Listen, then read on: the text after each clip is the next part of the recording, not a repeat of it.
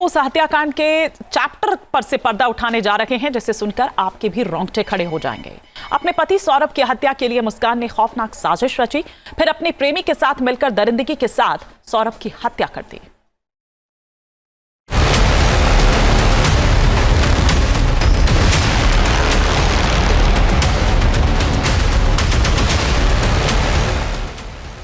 प्यार, धोखा और कत्ल के पीछे मुस्कान की खौफनाक और फुल प्रूफ प्लानिंग। मुस्कान को मिला साहिल का साथ, कत्ल किया, फिर सौरभ के सिर और हाथ के साथ गुजारी रात। 3 मार्च की रात क्या क्या हुआ, सौरभ के साथ दरिंदगी की पूरी कहानी। अपनी नापाक मोहब्बत की राह में रोड़े बने सौरभ को हटाने के लिए मुस्कान ने पिछले साल नवंबर में ही फुल प्रूफ प्लान बना लिया था। मुस्कान और साहिल चाहते थे कि अगर सौरभ को उनके रास्ते से हटा दिया जाए तो दोनों बाकी की जिंदगी आराम से गुजारेंगे। सौरभ की हत्या को अंजाम तक पहुंचाने के लिए मुस्कान ने इसकी तैयारी नवंबर से ही करना शुरू कर दिया था। दरअसल मुस्कान ने अपने कुछ दोस्तों से पूछा कि पूजा की सामग्री को कहां पर दबाया जाता है। इसके साथ ही मुस्कान ने अपने कुछ और दोस्तों से ये भी पूछा कि जानवर के मरने के बाद उसे कहां पर दबाया जाता है। सौरभ लंदन की एक बेकरी में काम करता था। सौरभ को अपना पासपोर्ट रिन्यू कराना था। 28 फरवरी को बेटी का बर्थडे भी था। सौरभ 24 फरवरी को मेरठ पहुंचा था। मुस्कान ने इसे एक मौके की तरह देखा और सौरभ की हत्या की प्लानिंग पर फिर से काम करना शुरू कर दिया। सबसे पहले उसने गूगल पर सर्च किया कि नींद के लिए कौन सी दवा सबसे ज्यादा कारगर होती है।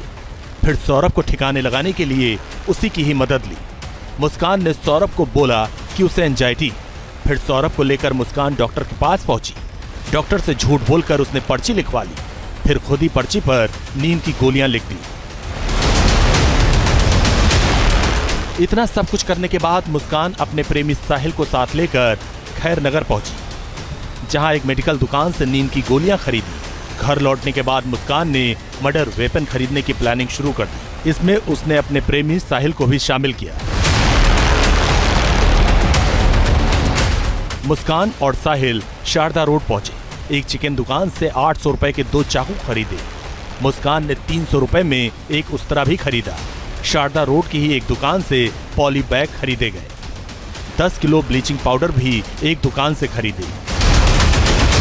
मुस्कान को इंतजार था उस मौके का जब वो घर में अकेले रहे। 25 फरवरी की रात मुस्कान ने सौरभ की हत्या करने की पहली कोशिश की।